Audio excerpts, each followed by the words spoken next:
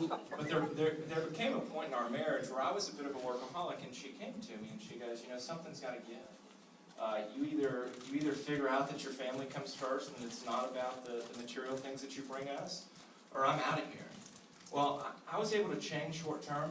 I quit working so hard, but ultimately with where I had been on my ego trip, I got sucked back into it. And God knew that. And what was, good news, bad news, we had our third son May 5th of last year. God had to hit me with a baseball bat with my son. He was born with a heart defect. And I'll share good news on that later, but at this point, day 3 of life, we're sitting there and I'm holding my new son. At this point, we kind of know what to do. We've got a couple of them at home. And a nurse walks in and she says, "Sir, I need your son." I say, "Baby, I'm good at this. I've got it figured out." She goes, "No, I need your son." And so they kind of stripped him from us. And this other random nurse comes in, worse bedside manner, hands us a piece of paper. It's cut off with the wrong heart defect that my son has. We walked downstairs. I watched my son being life-flighted. A couple weeks after that at church, I just remember surrendering myself to God. I said, in Jesus, I said, "You know what? I'm a sinner, God. I know you died for me. I know your son died for me." And through that, and Kevin was a big part of this story, but Kevin came to me, and our kids were playing t-ball at the same time our son was born, and just out of nowhere goes, "Hey, dude, we meet at Cracker Barrel here, and I'd love for you to join us."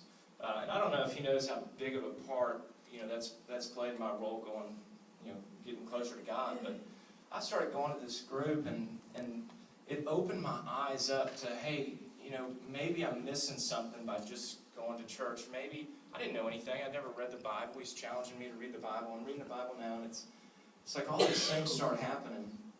But, God had to hammer me in the head with a son with a heart defect before I opened up and accepted him into my life. And I think the big thing for me, my whole life was all about control. Anything that I ever needed to do, it was all about Matt.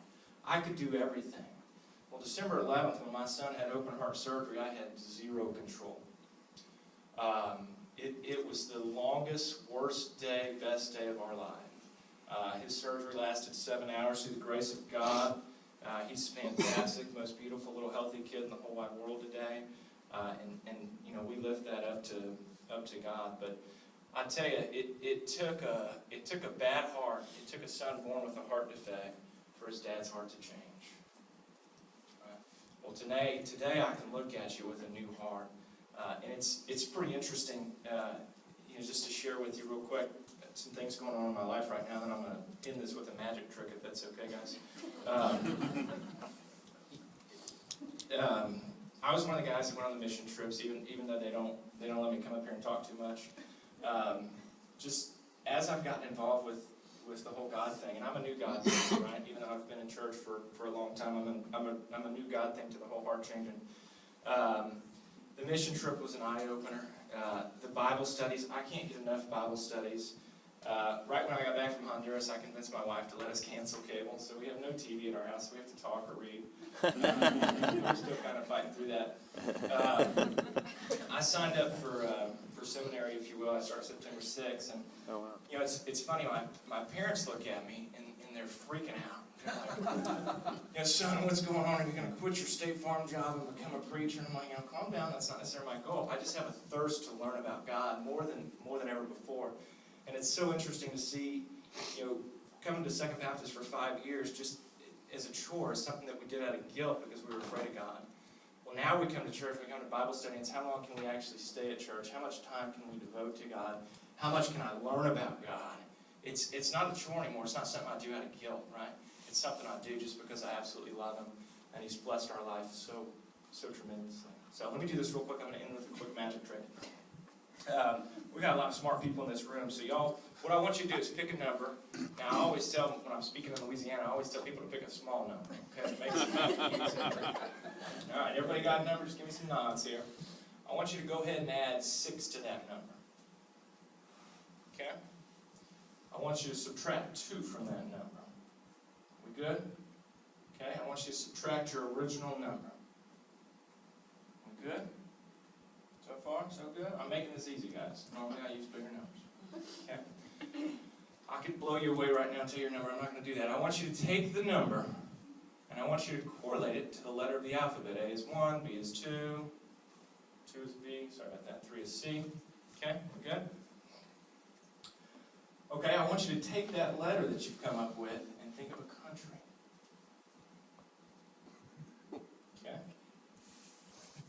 How we going? Okay? I want you to take the second letter of that country and think of a zoo animal. Nothing too exotic, just a zoo animal. I want you to think of the color of that animal. What I want you to see here, the reason I do this magic trick is I've mentioned earlier that it takes 37 contacts for us to find God. Now, obviously it's all God's work, right? It's 100% God's work. God's going to come into your heart when God's ready to come into your heart. We're just here to help the kingdom. You know, without our influence, God's going to have a hard time finding you. Okay? What happens is non-believers and people who haven't had that aha moment, they think this way. 95% of the time when I do this magic trick, people have a gray elephant from Denmark. Oh my gosh. So I just want you guys, instead of thinking about the number 4, I want you to think about the number 37. That's great.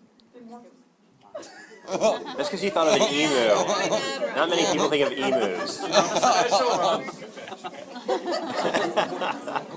That's great.